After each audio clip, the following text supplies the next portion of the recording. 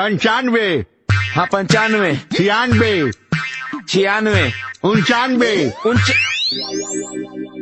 मुंह टकरा से हुई 99 होला। हिंदी होला में ना लिखी। सही कहा तनी। का कहलू हा? हिंदी में लिखी।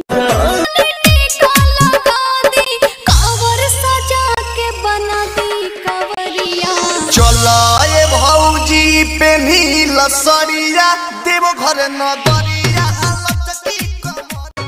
तोहरा जिंदगी से लगोरी हट गई हो, हरेल गड़िए के नीचे आके कट गई हो। अब का बाड़ू परेशान तू ए तू का करा तारा? हम पबजी खेलता नहीं। तू तो पबजी कबो ना खेलेला। भूले खातिर लबदी रे, खेली दिन रात पबजी रे। रघु छोड़ दे दीवानगी, ये लड़की भी मरेगी और तू भी मरेगा।